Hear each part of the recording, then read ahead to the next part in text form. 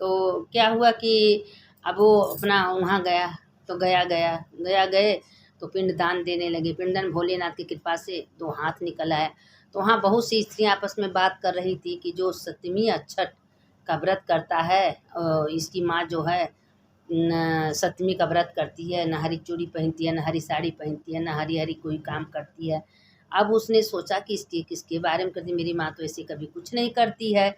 तो अपने घर आया तो अपने माँ से पूछा कि माँ, आप छठ की सप्तमी की व्रत करती हैं, कभी हरा चूड़ी नहीं पहनती हैं, हरा साग नहीं खाती हैं, हरा हरा कोई काम नहीं करती हैं छठ के दिन। तो कहें कि नहीं बेटा, हम तो कोई छठ का व्रत, हमको ये पुष्य नक्षत्र में छठ का व्रत का हमको कोई पता ही नहीं है। अब उसकी माँ हो तब ना, उसकी माँ तो ब्राह्मणी थी, उसको उसका बच्चा चुरा के रानी को दिए थे। जब रानी को दिए थे तो छठ माता अपन क्या की कि अब उसका एक दिन उसको मौत आ गया। तो आने वाला था, जैसे मतलब कि उसका आयु पूरा हो गया था, मरने वाला था। तो उसने कही कि नहीं, इसको नहीं मौत आएगा, क्योंकि इसकी माँ छठ की सप्तमी की व्रत करती है। तो जब छठ देवी आती थी उसको लेने के लिए, तो उसकी माँ का व्रत जो है उसको रोक देता था, क्योंकि असली माँ तो उसकी का व्रत करता है। उसके बड़े चिंता कि मेरी माँ नहीं करती, आखिर क्या कारण है। अब पूरे गांव में हरी हरी चूड़ी साड़ी सब ले लिया, लेकिन वो ब्राह्मणी नहीं ली। फिर उसको बुलवाया गया तो देख, जानबूझ के राजा सब देख रहे थे, चावल का पानी का धुआं गिरा था और लांग के गई, वो नहीं उसको गई। अब राजा को बहुत हो गया कि बस करा, बस अब यही मेरी माँ है। तो पूछी कि इसका रहस्य क्या है। तो उसकी माँ सच सच उसको सब कुछ बता दी। तो कही कि असली माँ ही मेरी ब्राह्मणी है, मेरी माँ ये नहीं है, उन्हीं की बच्चा हम हैं। तो उनको क्या किया कि राजमहल में उनको अच्छे से जगह दी कि ऐसी मेरी माँ है, उनके पैरों पढ़ ली। कहे माँ, तुम ऐसा किसी का बच्चा चुरा के किसी को देने की क्यों भूल किया। मैं क्या करी बेटा, हमको बहुत शौक था कि माँ बने, हमको बेटा हो, लेकिन हमको बेटा कभी नहीं हुआ, और तुम्हारे पिता को चाहिए था बेटा, तो हमने ऐसा किए, क्योंकि पैसा तो बहुत था लेकिन औलाद नहीं था। औलाद देखिए बड़े भाग से मिलते हैं, पुनर्जन्म का जब बहुत बड़ा पुण्य होता है तो आपके घर में कोई औलाद पैदा होता है, और हो वह लायक हो, अच्छा हो। औलाद होने का कोई महत्व तो नहीं होता है।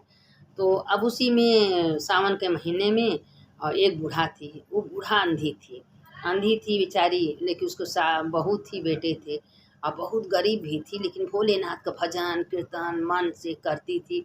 जब मन से करती थी, अब भोलेनाथ उसके ऊपर उनका ना, हाँ सोचे रोज कहें कि बूढ़ा रोज मंदिर में आती है, लेकिन हमसे कभी कुछ मांगती नहीं है। अंधी थी, टोटे टोटे मंदिर जाती थी, माथा पटकती, कहे भोलेनाथ हम आपके दर्शन के लिए आए हैं, रास्ता आप दिखाइए। अब पार्वती माता, देखिए भगवान सब कुछ देखते हैं, भगवान कभी अपना आँख मूंद के नहीं बैठते हैं, सबसे बड़ा श्रद्धा प्रेम विश्वास देखते हैं। तो एक दिन पार्वती माता भोलेनाथ से कहती हैं, भोलेनाथ ये बूढ़ा रोज यहाँ आती है, लेकिन कभी तुमसे कुछ नहीं मांगती, तुम तो कम से कम दे दो। देखिए प्रेरणा करने वाले माता पार्वती हैं, हमेशा पार्वती माता भोलेनाथ को प्रेरणा करती हैं कि भोलेनाथ इनको क्या देना है, क्या नहीं देना है, इनको क्या करना है, सब पार्वती माता प्रेरणा करती हैं। तो अब वो बूढ़ा जो है कि रोज मंदिर आते थे। एक दिन भोलेनाथ अपने रूप में प्रकट हैं, कहे माता जी तुमको कुछ चाहिए तो मांग लो। कहे क्या करें, हमसे तो कुछ कभी कुछ मांगने आया नहीं, न कभी हम कुछ मांगे हैं, क्या मांगे, मेरे पास तो मांगने की कोई शब्द नहीं है। तो कहें ठीक है, कल हम जा रहे हैं, अपने बेटा बहू से पूछेंगे, अगर वो जो कहेंगे तो बताएंगे। कहें ठीक है। अपने घर गए, अपने बेटा से बहू से कहे, तो बहू कहे पोता मांग लीजिए, बेटा कहे धन मांग लीजिए, पैसा कौड़ी मांग लीजिए, मकान घर मांग लीजिए। अब बैठ के सोचने लगी कि बेटा को खुश करें कि बहू को खुश करें। अब बैठ के सोचने लगी, पड़ोसी कहेंगे अरे तुम सबके लिए क्या करो, मांग के अपने लिए मांग लो, अपने दोनों आँख मांग लो, आँख रहेगा तो सब कुछ रहेगा, आँख रहेगी तुम दुनिया देखोगी, अपना भजन कीर्तन करोगी, क्यों सबके लिए परेशान हो गई हो। अब उस बार मैं रात भर सोचते रही कि हम ऐसा कुछ मांगेंगे सब कुछ हो जाए। सोचते सोचते उसके दिमाग में आया, भोलेनाथ कहे कि पूछिए आई सबसे मांगो। कहे प्रभु हम अपने मन से मांग रहे हैं, हम किसी से पूछ के नहीं मांग रहे हैं, जो मांगेंगे आप देंगे। तो कहें कि अरे मांग के तो देखो, क्यों नहीं देंगे, जीवन भर का तुम्हारा भक्ति है, भक्ति का फल तो तुमको मिलना चाहिए। तो कही कि ये ठीक है आप भोलेनाथ देते हैं, तो सोने के गिलास में दोनों आँख से देख के पोता को हम दूध पिलाएं, और घोड़ा हाथी पर मेरा पोता घूमे। तो भोलेनाथ कहें बूढ़ा तुमको तो कुछ नहीं मांगने आता, तुम तो हमको ठग ली, कुछ नहीं चाहिए कुछ नहीं चाहिए, इकट्ठे तुम सब कुछ मांग ली। अरे जब तुमको अपना आयु मांग ली, अपना उम्र भी मांग ली, पोता भी मांग ली, धन दौलत भी मांग ली, सब कुछ मांग ली, तो बेटे के लिए धन भी मांग ली, बहू के लिए पोता मांग ली, अपने लिए दोनों आँख मांग ली। अरे दोनों आँख रहेगा तभी तो तुम पोता को दूध पिलाओगी, देखोगी। तो भोलेनाथ हाँस तथास्तु कह के गायब हो गए। कुछ दिन के बाद उनको खूब महल घर द्वार हो गया, उसका बेटा का नौकरी लग गया और उसके बहू को पोता हो गया, दोनों आँख उसको आ गई वापस। अब हाथी हो गया, घोड़ा हो गया, सब कुछ हो गया। अब भोलेनाथ की कृपा से देखिए भक्ति में कितनी शक्ति है। इतनी गरीबी, इतनी दुखियारी थी, लेकिन खाली भोलेनाथ के मंदिर में जाके भोलेनाथ को दर्शन करती थी, कभी कुछ मांगती नहीं थी। लेकिन कहते हैं ना कि भोलेनाथ देते हैं तो छप्पर फाड़ के देते हैं, अपने पास कुछ नहीं रखते, लेकिन भक्तों को भर भर के देते हैं। अब बूढ़ा को इतना दे दिए, बूढ़ा फूले न समाई। बूढ़ा कहें हे भोलेनाथ, करोड़ करोड़ बार धन्यवाद, मेरे पास तो कुछ नहीं था, लेकिन मेरे आँख हो गया, मेरा पोता भी हो गया, बहू बेटा सब कुछ, धन दौलत सब कुछ हो गया।